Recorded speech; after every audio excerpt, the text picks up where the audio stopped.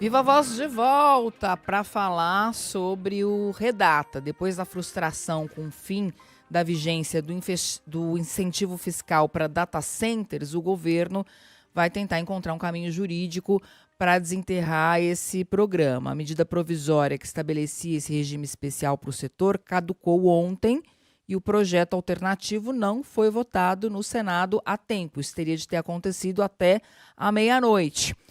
O projeto chegou a ser aprovado na Câmara antes de ontem, mas Davi Alcolumbre simplesmente ignorou o projeto. No Senado não pautou a proposta na sessão de ontem. O governo estava desarticulado no plenário e, com isso, a medida provisória caducou, perdeu a validade. E agora o programa, o Redata, corre o risco de não parar de pé, já que prevê incentivos apenas para este ano. E Alcolumbre fez isso, não deu explicação para ninguém, né, Vera? Nem para o governo, nem para os colegas. Que recado Alcolumbre quis passar? Pois é, isso pegou todo mundo de surpresa, né? Na verdade, nem todo mundo, Débora, porque como essa medida provisória ela foi votada também já no apagar das luzes da madrugada de terça para quarta na Câmara, depois da votação do projeto de lei das facções, ali na Câmara já começaram a sentir que não tinha a mesma pressa no Senado. E o comando da Câmara avisou o governo, olha, é bom vocês cuidarem do Senado, porque pode ser que a coisa ali não ande e tem pouco tempo para andar. Aí o ministro da Fazenda em exercício era o secretário executivo, Dario Durigan, porque o ministro Fernando Haddad estava na comitiva do presidente na Coreia. E aí ele tentou falar com o Davi Alcolumbre, não conseguiu ao longo de toda a quarta-feira.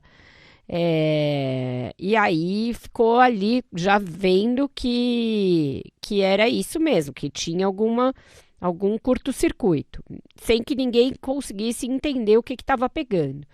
No dia seguinte, na exumação ali da derrota, o que eu mais colhi por aqui é que Davi Alcolumbre está insatisfeito com uma variedade de assuntos, mas principalmente com a Polícia Federal.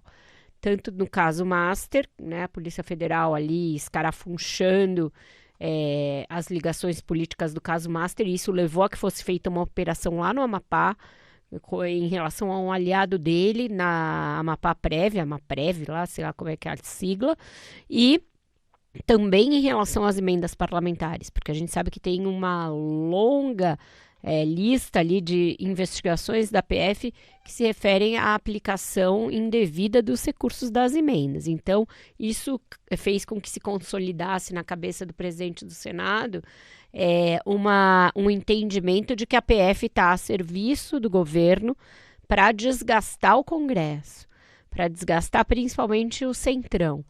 E aí a resposta foi a isso. Tanto é que o que eu mais ouço por aqui é, olha, se o Lula insistir em mandar a indicação do Jorge Messias para o Supremo neste ambiente que está reinando no Senado, ele vai ser derrotado.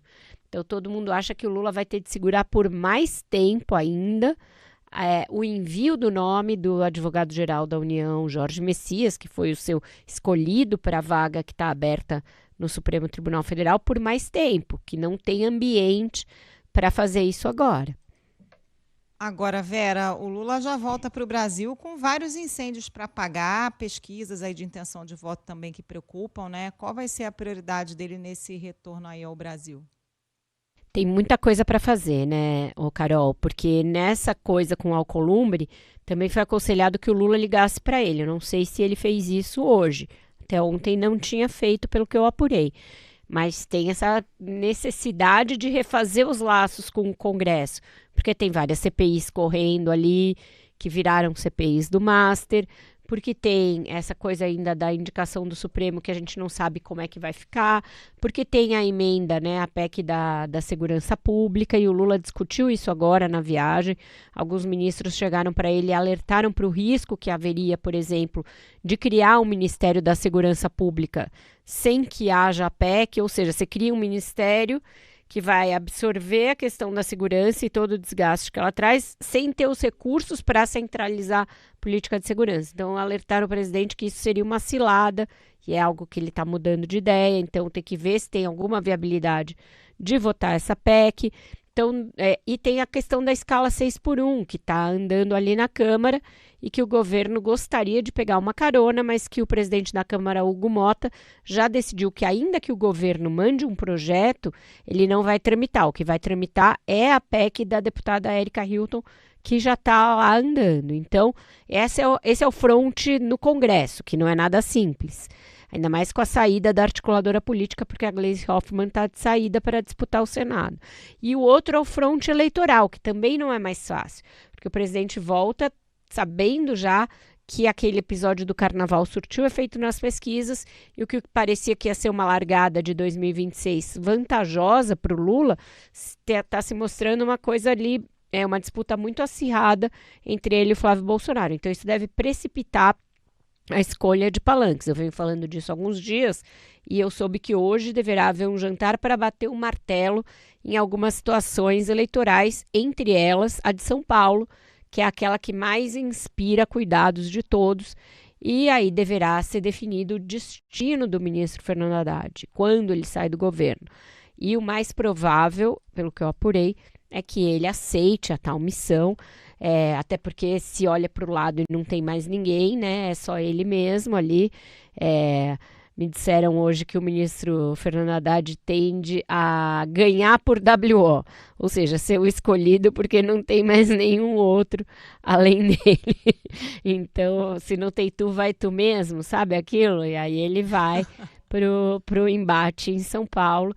Mas isso é uma notícia que a gente deve ter amanhã, porque tem hoje um jantar para definir essa questão.